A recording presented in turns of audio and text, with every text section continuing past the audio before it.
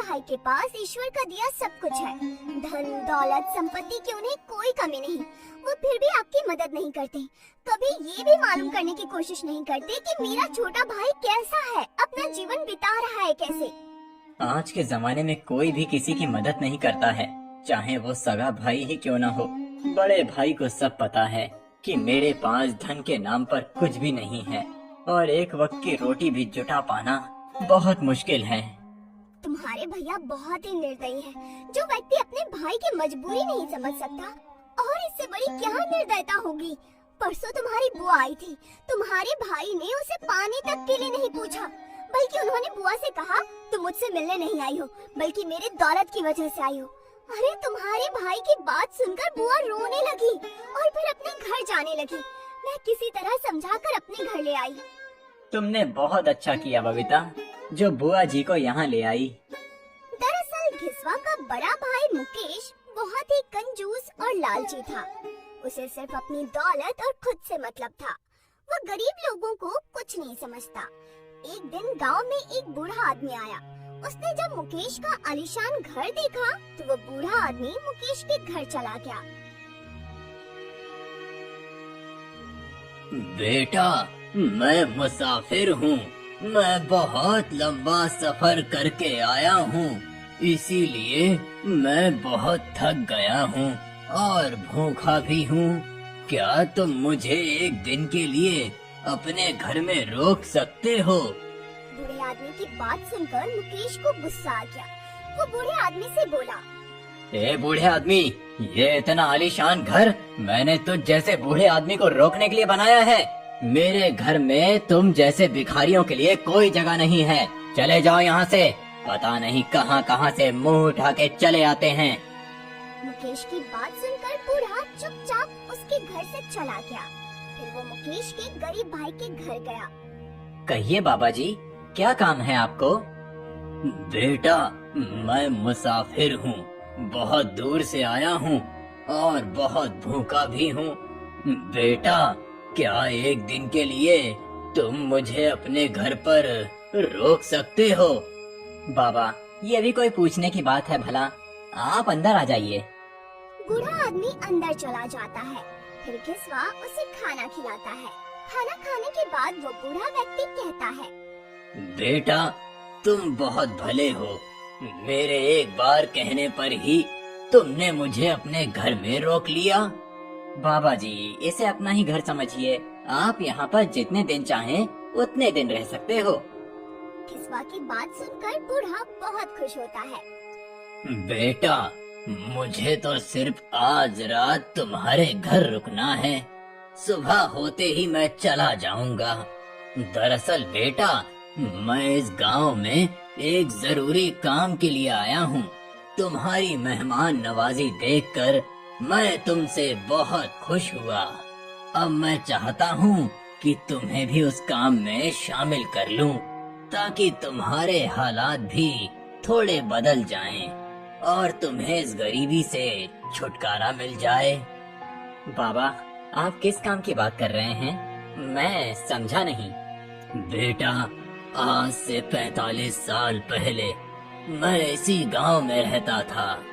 अब तो गांव के सभी लोग मुझे भूल गए हैं, कोई पहचानता भी नहीं है। जब मैं इस गांव में रहता था तब मेरे पास धन दौलत की कोई कमी नहीं थी। एक दिन मेरी पत्नी बेटे को लेके अपने मैके जा रही थी। रास्ते में मौसम खराब हो गया और बहुत तेज बारिश पड़ने लगी। अचानक उन पर बिजली गिर गई, जिससे मेरे बेटे और मेरी पत्नी की मृत्यु हो गई। उनकी मृत्यु का मुझे बहुत दुख हुआ। फिर मैंने दुनिया से अपना नाता तोड़ लिया और मैंने ये फैसला किया कि अब मुझे अपना बाकी का जीवन ईश्वर की भक्ति में लगाना चाहिए। उसके बाद मैंने अपनी सारी धन दौलत इकट्ठा करके एक महफूज जगह पर छुपा दी और कुछ धन अपने साथ लेकर इस गांव से चला गया।